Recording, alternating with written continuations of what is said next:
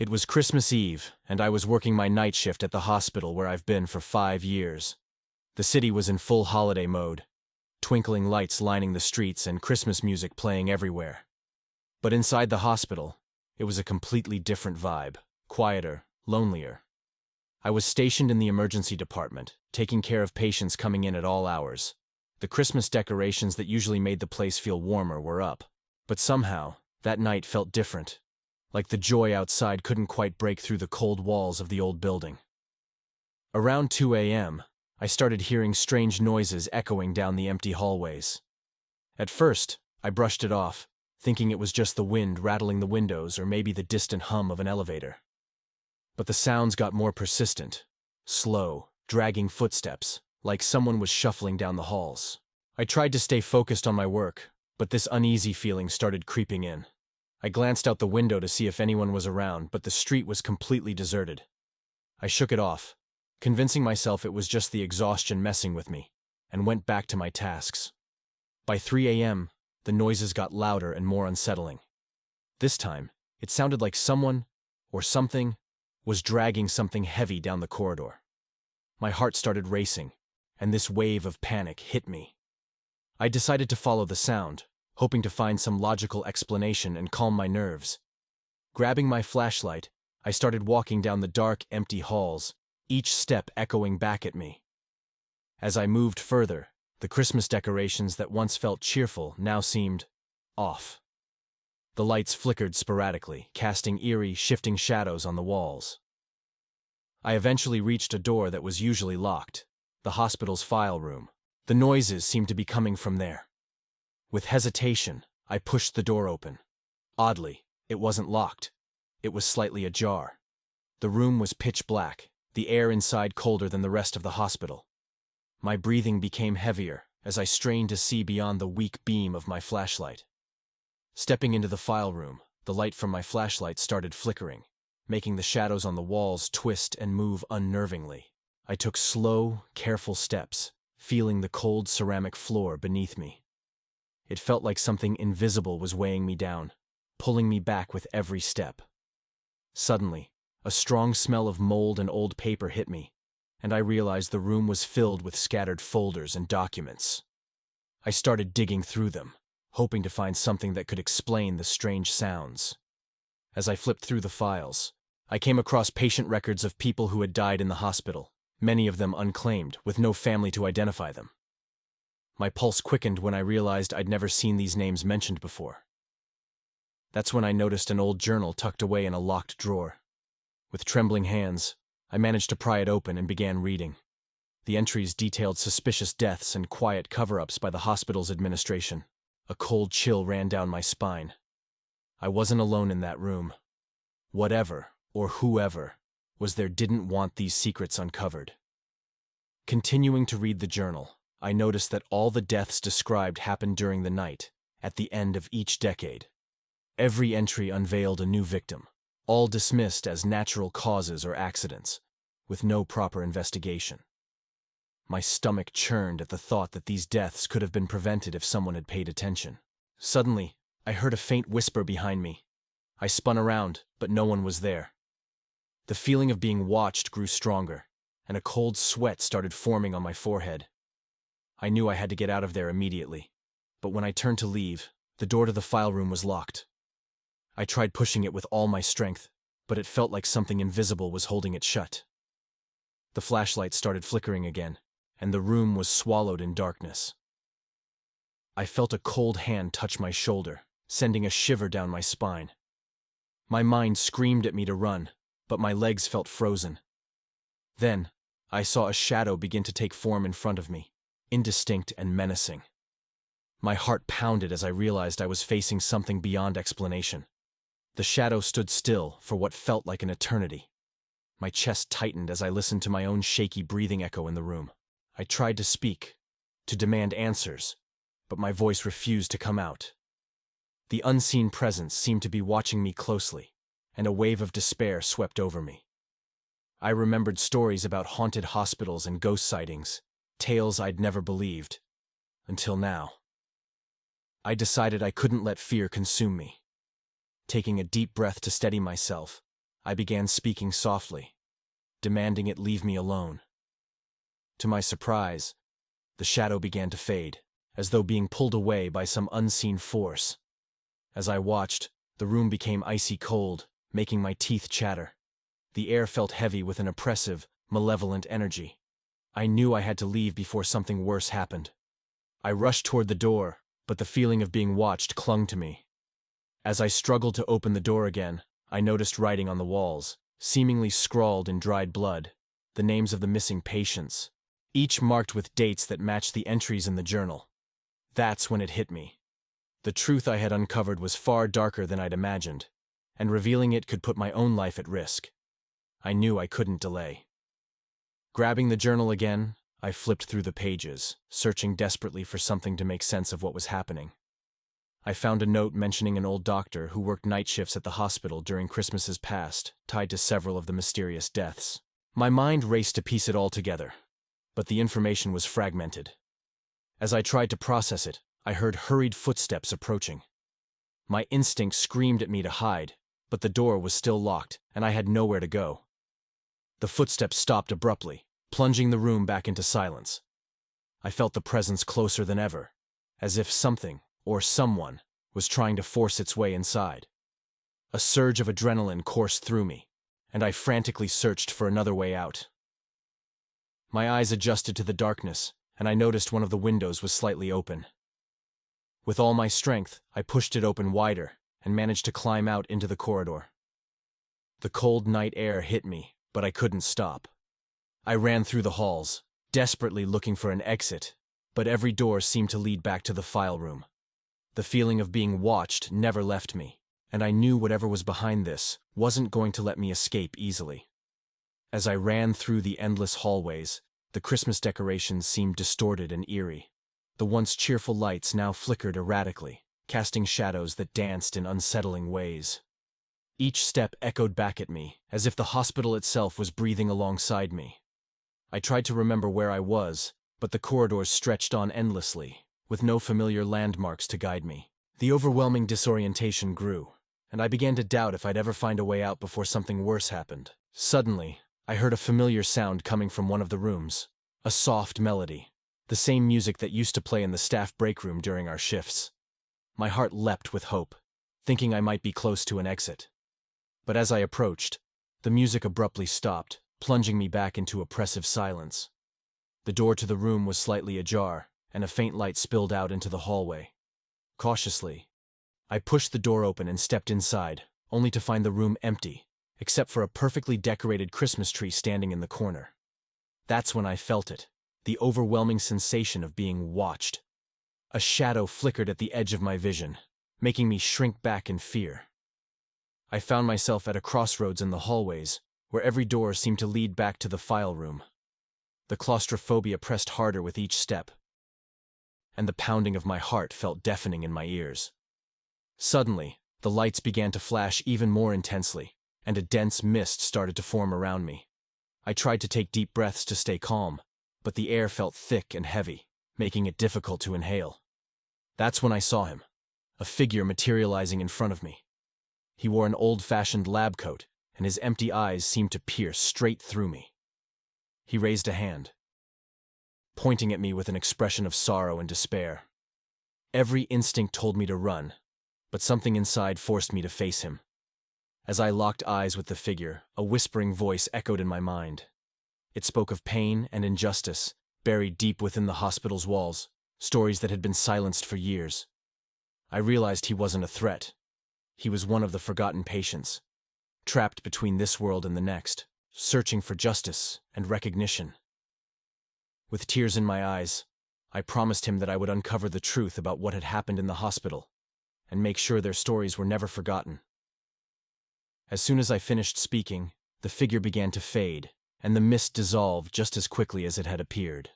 The lights stopped flickering, and a sense of calm settled over the room. I bolted down the hallway, finally finding the exit and bursting outside into the cold night air. Relief washed over me as I took in deep breaths, free at last.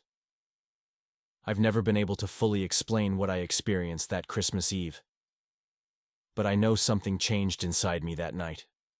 The memories of that evening still haunt me, and sometimes, in the quiet of the night, I hear whispers, reminders of the souls I encountered and the promise I made to ensure they're never forgotten. Please subscribe our YouTube channel. I never imagined Christmas could be so creepy. I was working at this remote construction site, far from any city hustle and bustle, when the team decided to gather and celebrate the season.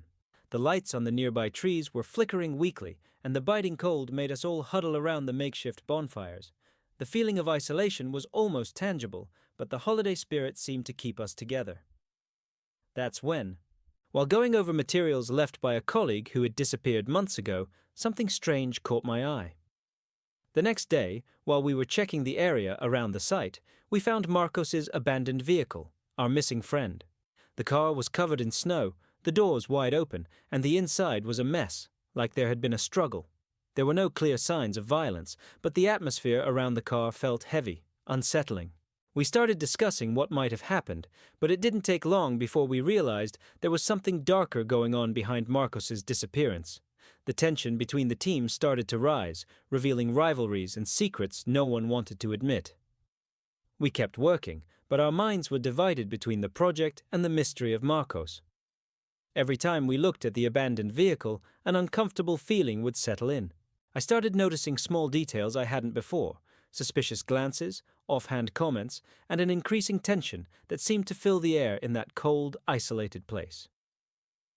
The nights grew longer, and the silence around the site became more oppressive, like something invisible was watching us. We decided to sit down and try to figure out what was really going on. The conversations were tense, and trust between us was starting to break down. I found out that some of my co-workers had hidden motives for not wanting the truth to come out. Secrets beyond Marcus's disappearance began to surface, revealing questionable practices from the company we were working for. With every new revelation, the fear grew, and the feeling that we were surrounded by unseen dangers intensified, turning that Christmas into a nightmare we couldn't escape from. As the days went by, the atmosphere at the site became more and more tense. We started to realize that each one of us was carrying a hidden burden, something we preferred to keep buried, even from ourselves. The arguments became more frequent, often over trivial things, but the real cause of our disunity was something no one wanted to face. I began to wonder if Marcos's disappearance had something to do with the internal tensions. Every suspicious look, every heavy silence seemed to point to a truth we all feared to confront. One night, while going over some old company documents, I found reports that shouldn't have been there.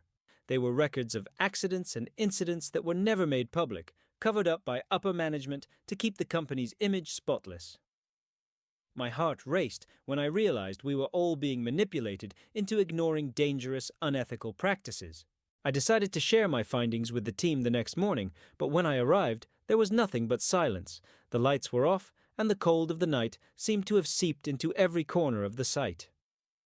A sense of panic began to take over, and I realized we were truly surrounded by something dark, something far beyond human rivalries.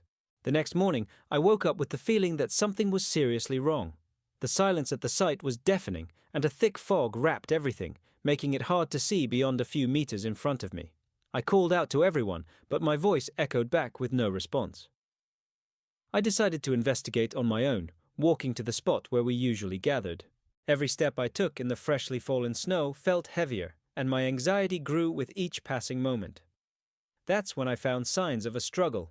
Marks on the ground, scattered tools, and pieces of clothing that looked like they'd been ripped off forcefully. My heart raced as I realized Marcos wasn't the only one who had disappeared.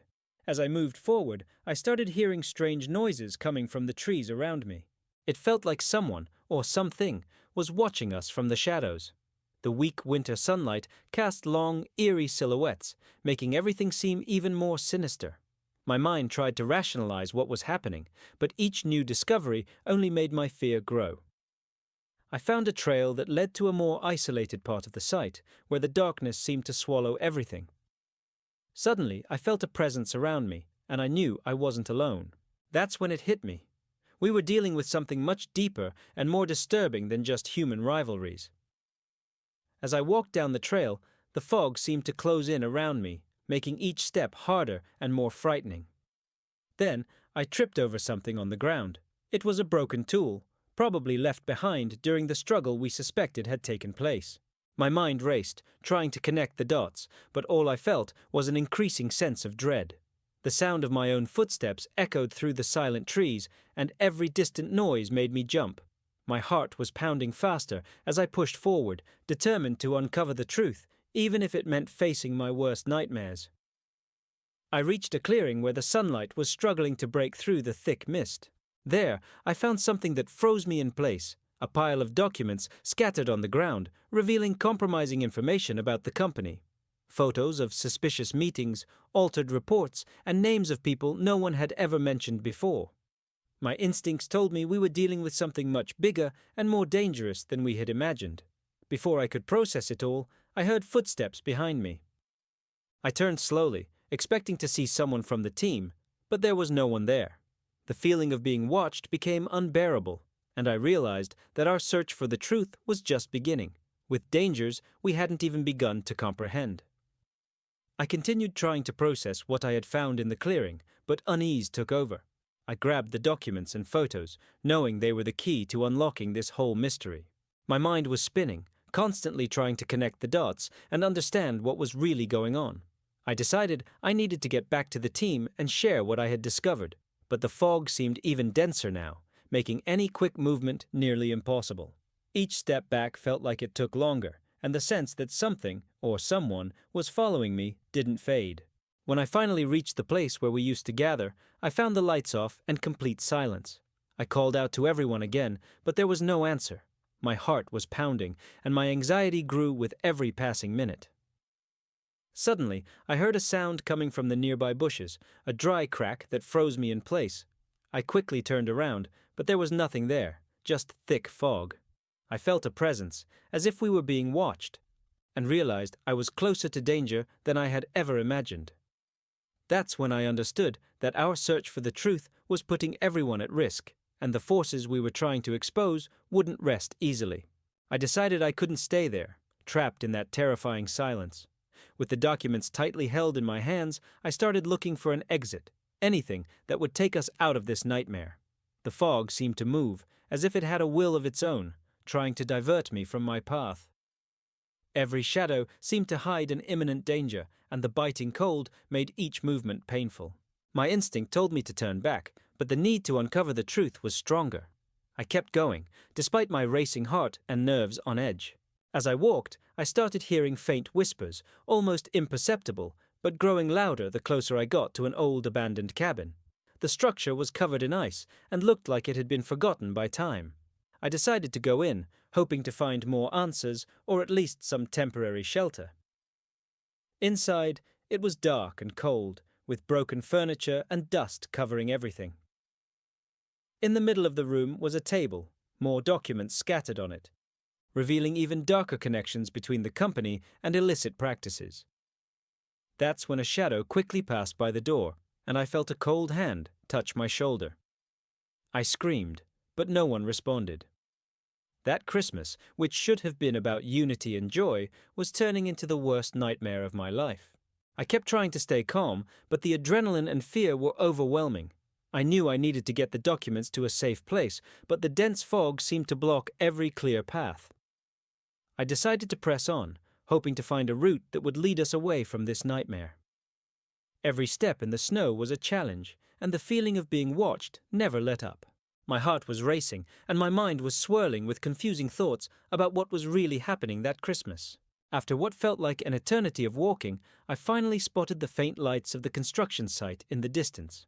With one final burst of effort, I managed to make it back, exhausted and shaking. When I entered, I found the team gathered in silence, all wearing expressions of fear and distrust. I showed them the documents I had found, and immediately, the tension in the air became even more palpable. Before we could process everything, a shadow moved quickly across the illuminated perimeter, and a sense of imminent danger took over. That's when we realized that, to protect their own interests, someone was willing to do whatever it took to keep those secrets buried.